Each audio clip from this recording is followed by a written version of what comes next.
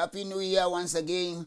We thank you very much for your commitment to Leadership Enrichment Broadcast. And we know that this year is going to be a blessed year for us. And as we begin the year, we want to help ourselves to be able to put our lives together and move on very well. But I'll be starting with you a series on self-leadership, which is the foundation for greatness in our lives, in our callings, in our purposes, and in our organization.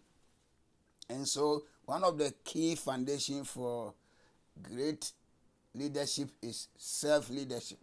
So when you understand self-leadership and you build yourself in that area, then you are going to reach a higher level. I always say that the level of your leadership depends upon you, and leadership is progressive because we keep on transforming, we keep on acquiring knowledge and insight so that we'll be able to do better. We keep on acquiring wisdom and everything so that we can do what we are doing than ever before in a proper way. And so, talking to you about self-leadership, to me, I have four categories. I look at self-leadership. Number one, it starts with self-discipline. Number two, it starts with self-awareness or self-discovery. Number three, it starts with self-management. And number four, it starts with self-development.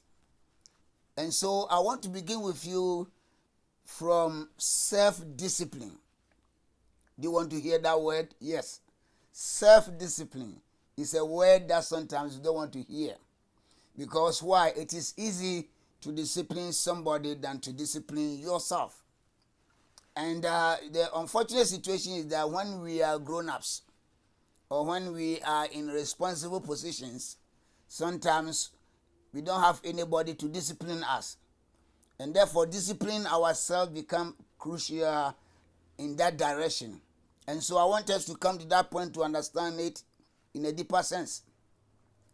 And so as God's people or ministers of the gospel, Paul told Timothy that God has not given us a spirit of fear, but of power, love, and sound mind. In the same word, it's translated as self-control. And so self-control is very crucial. And Paul also said that he does not beat around the bush, but anytime he's doing something, he makes sure that he brings himself under subjection so that he himself will not be cast away. And so it's very important for us to know that self-discipline is crucial. We also understand about the fact that the Bible says we should not be busybody, but making sure that we do what is right for ourselves so that we can achieve our personal goal, aspirations, and development. And so I want us to come to a point as we begin the year as God's people, as friends, as leaders in charge of organizations, communities, society, in politics, in government, every aspect of our life, we have to set up. So I call something preventative discipline. And preventative discipline means that establishing expectations, guidelines, values, rules, and moral principles for what? For behavioral development. Yeah, for behavioral development. So we have to come to that point, that is training ourselves to fix the incorrect behaviors in our lives. So that we behave very, very well. We behave very, very well in order to come to that level of our life.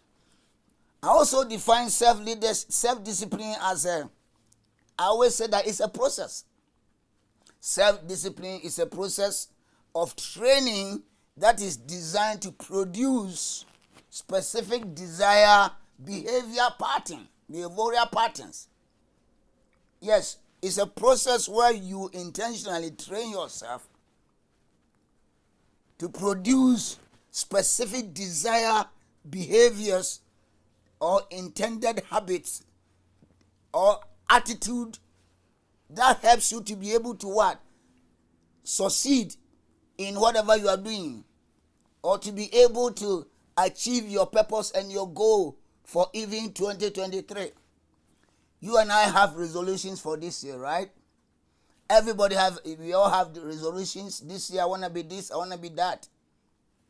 But the key for achievement and performance is self-discipline.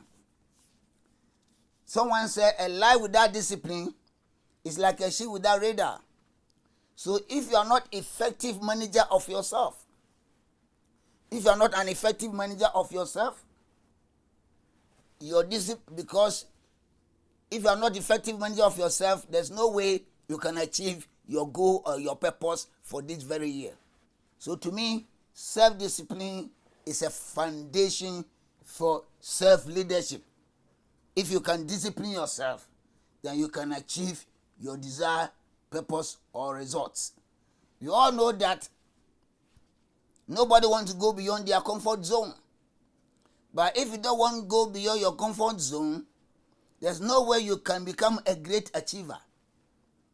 Because if you want to stay in your own circle without stretching yourself, there's no way you can be an achiever. And so self-discipline is crucial for you and I. So when I talk about self-discipline, I also mean to be loyal to your personal values or certain values that will prepare you to become an achiever. Being loyal to your personal values or your personal principles or your convictions or the standard you have set for yourself. The people in the military understand discipline. The people in the sports understand discipline. But when it comes to our normal life, sometimes we miss the word discipline. So being what? Being loyal to certain principles, values, or convictions, or the standard you have set for yourself in order to be able to achieve greater heights, in order to be able to increase your capacity for greater performance. So it's very, very important for us. And so I'm trying to lay down foundation for you concerning what? Self-discipline. So there's something I call self-discipline, the same word. Self-control, the same word. Self-restraint, the same word. Self-government, governing yourself, the same word. Self-mastery and self-management is very, very important, because discipline derived from the Greek word disciple, which means that to get full grip on oneself, to be in charge of yourself, to be in charge of yourself, when to wake up, when to sleep, when to eat, when to go, when to read, when to make those decisions. It is very important. Yes, as a leader, I always said that we are all called to be leaders. And therefore, only that we have levels of leadership. And the level of our leadership depends on the level of our capacity and our level of our growth and the level of our knowledge, which can be expanded at any form. But whichever way we look at, self-discipline is very, very important for us. So we are disciples of our personal philosophy in life. You are a disciple of your own principles. You are a disciple of your own what? Values. You are a disciple of your own overriding purpose. So the purpose in your life helps you or prepare you to become what? Self-discipline. And this year, I want you to decide, what do you want to achieve this year? What is your dream? What is your goal? What is your desire? They are all achievable, provided you and I will come to a point to be self-disciplined. If we can be self-disciplined, we can achieve our goal. And therefore, I want to plead with you that this year, despite all our circumstances, if we can be self-disciplined, we can reach far.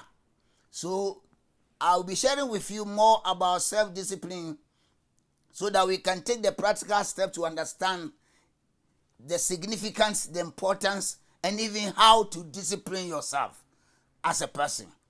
May God bless you and give you and I the grace to discipline our life so that we can achieve our purpose for 2023. Goodbye. See you next week. Bye-bye.